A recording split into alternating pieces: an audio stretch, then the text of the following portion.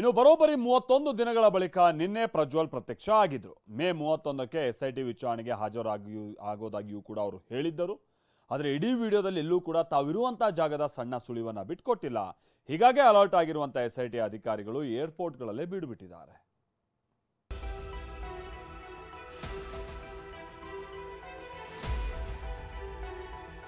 ಸಂಸದ ಪ್ರಜ್ವಲ್ ಅಶ್ಲೀಲ ವಿಡಿಯೋ ಪ್ರಕರಣ ದಿನಕ್ಕೊಂದು ತಿರುವು ಪಡೆದುಕೊಳ್ತಾ ಇದೆ.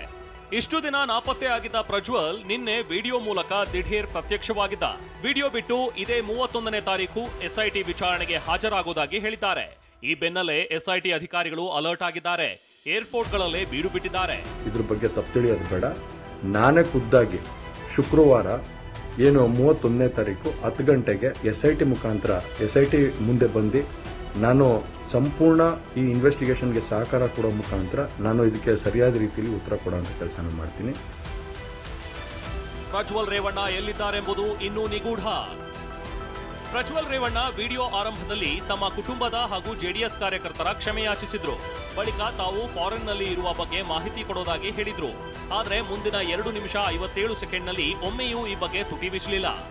ನಾನು ಫಾರಿನ್ನಲ್ಲಿ ಎಲ್ಲಿದ್ದೀನಿ ಅಂತ ಸರಿಯಾಗಿ ಮಾಹಿತಿ ಕೊಡದೇ ಇರೋದಕ್ಕೆ ಇವತ್ತು ಮಾಹಿತಿ ಕೊಡೋದಕ್ಕೆ ಬಂದಿದ್ದೀನಿ. ಕರ್ನಾಟಕಕ್ಕೆ ಕಾಲಿಟ್ಟ ಕ್ಷಣವೇ ಪ್ರಜ್ವಲ್ ಬಂಧನ ಪಕ್ಕ. ಪ್ರಜ್ವಲ್ ಹೇಳಿಕೊಂಡಂತೆ ಮೇ 31ರಂದು ಅಂದ್ರೆ ಶುಕ್ರವಾರ ಎಸ್ಐಟಿ ತನಿಖೆಗೆ ಹಾಜರಾಗಲಿದ್ದಾರೆ. ಹೀಗಾಗಿ ಕರ್ನಾಟಕಕ್ಕೆ ಕಾಲಿಟ್ಟ ಕ್ಷಣವೇ ಅರೆಸ್ಟ್ ಆಗಲಿದ್ದಾರೆ. ಮೊದಲು ಇಮಿಗ್ರೇಷನ್ ಅಧಿಕಾರಿಗಳು, ಬಳಿಕ ಎಸ್ಐಟಿ ತನ್ನ ವಶಕ್ಕೆ ಪಡೆಯಲಿದೆ. ಮೇ 31ರ ಮುನ್ನವೇ ಅರೆಸ್ಟ್ ಮಾಡಲು ಪ್ಲಾನ್. ಮೇ 31ರೊಳಗೆ ಪ್ರಜ್ವಲ್ ರೇವಣ್ಣನನ್ನ ವಶಕ್ಕೆ ಪಡೆಯಲು ಎಸ್ಐಟಿ ಮುಂದಾಗಿದೆ. ಈಗಾಗಲೇ ಪ್ರಜ್ವಲ್ ವಿರುದ್ಧ ಲುಕ್ಔಟ್ ಹಾಗೂ ಅರೆಸ್ಟ್ ವಾರೆಂಟ್ ಇದೆ. ಎಸ್ಐಟಿ ಅಧಿಕಾರಿಗಳು ವಿಮಾನ ನಿಲ್ದಾಣದಲ್ಲಿ 1 ತಿಂಗಳಿಂದ ಠಿಕಾಣಿ ಹೂಡಿದ್ದಾರೆ. ಯಾವ ವಿಮಾನದಲ್ಲಿ ಬರ್ತಾರೆ, ಎಷ್ಟೊತ್ತಿಗೆ ಬರ್ತಾರೆ ಅನ್ನೋ ಇಂಚಿಂಚು ಮಾಹಿತಿಯನ್ನು ಕಲೆ ಹಾಕ್ತಿದ್ದಾರೆ. ಮೊದಲಿಗೆ ಇಮಿಗ್ರೇಷನ್ ಅಧಿಕಾರಿಗಳು ಪ್ರಜ್ವಲ್ನನ್ನ ವಶಕ್ಕೆ ಪಡೆಯಲಿದ್ದಾರೆ. ಬಳಿಕ ಎಸ್ಐಟಿ ಅಧಿಕಾರಿಗಳಿಗೆ ಒಪ್ಪಿಸುತ್ತಾರೆ.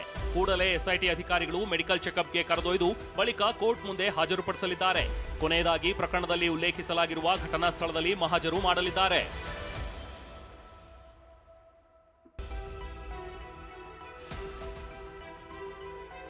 ಬಂಧನ ಭೀತಿಯಿಂದ ದೇಶಕ್ಕೆ ಮರಳಲು ಸಜ್ಜಾದ್ರ ಪ್ರಜ್ವಲ್ ರೇವಣ್ಣ ಕಣ್ಣಾಮುಚ್ಚಾಲೆ ನಡುವೆ ಸಿಎಂ ಸಿದ್ದರಾಮಯ್ಯ ಕೇಂದ್ರಕ್ಕೆ ಪತ್ರ ಬರೆದಿದ್ರು. 2 ಬಾರಿ ಪತ್ರ ಬರೆದು ರಾಜತಾಂತ್ರಿಕ ಪಾಸ್ಪೋರ್ಟ್ ರದ್ದು ಮಾಡುವಂತೆ ಕೋರಿದ್ರು. ಇದೇ ಬೆನ್ನಲ್ಲೇ ವಿದೇಶಾಂಗ ಇಲಾಖೆ ಕೂಡ ರದ್ದು ಪ್ರಕ್ರಿಯೆ ಪ್ರಾರಂಭಿಸಿತ್ತು. ವಿದೇಶದಲ್ಲಿ ಬಂಧನವಾಗುವ ಭೀತಿಯಿಂದಲೇ ದೇಶಕ್ಕೆ ಮರಳಲು ಸಜ್ಜಾಗಿದ್ದಾರೆ ಎನ್ನಲಾಗಿದೆ. ಶೋಕಾಸ್ ನೋಟಿಸ್, ಪಾಸ್ಪೋರ್ಟ್ ರದ್ದು ಮಾಡೋ ಪ್ರಕ್ರಿಯೆಗಳ ನಡುವೆ ಪ್ರಜ್ವಲ್ಗೆ ಬೇರೆ ದಾರಿ ಇಲ್ಲದಂತಾಗಿದೆ.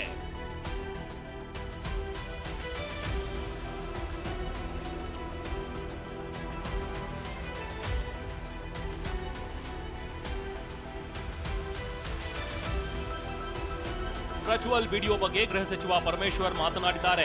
ಬ್ಲೂ ಕಾರ್ನರ್ ನೋಟಿಸ್ ಮೂಲಕ ತನಿಖೆ ಆಗ್ತಿತ್ತು, ಕಾನೂನು ಮೂಲಕ ತಪ್ಪಿಸಿಕೊಳ್ಳಲು ಆಗಲ್ಲ ಎಂದಿದ್ದಾರೆ.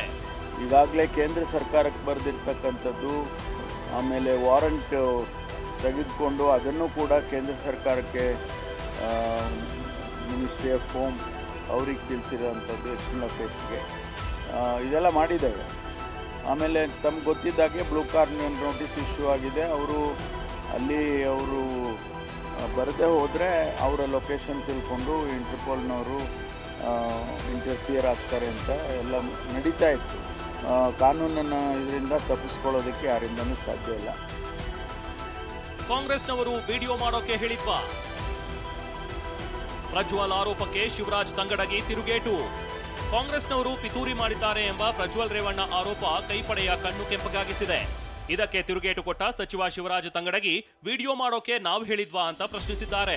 ಏನು ಕಾಂಗ್ರೆಸ್ನ ಹಿರಿಯ ನಾಯಕರಾದಂಥ ರಾಹುಲ್ ಗಾಂಧಿ ಅವರು ಮತ್ತು ಹಾಗೂ ಎಲ್ಲ ಹಿರಿಯ ನಾಯಕರುಗಳು ಏನು ಓಪನ್ ವೇದಿಕೆಗಳಲ್ಲಿ ಈ ಒಂದು ವಿಚಾರಗಳನ್ನ ಪ್ರಚಾರ ಮಾಡೋದಕ್ಕೆ ಪ್ರಾರಂಭ ಮಾಡಿದ್ರು, ಚರ್ಚೆ ಮಾಡೋದಕ್ಕೆ ಪ್ರಾರಂಭ ಮಾಡಿದ್ರು, ಒಂದು ರಾಜಕೀಯದ ಪಿತೂರಿ ಮಾಡೋಂಥ ಕೆಲಸನ ಮಾಡಿದ್ರು. ಕಾಂಗ್ರೆಸ್ ಅವರು ವಿಡಿಯೋ ಮಾಡ್ಕೊಂತ ಹೇಳಿದ್ರ,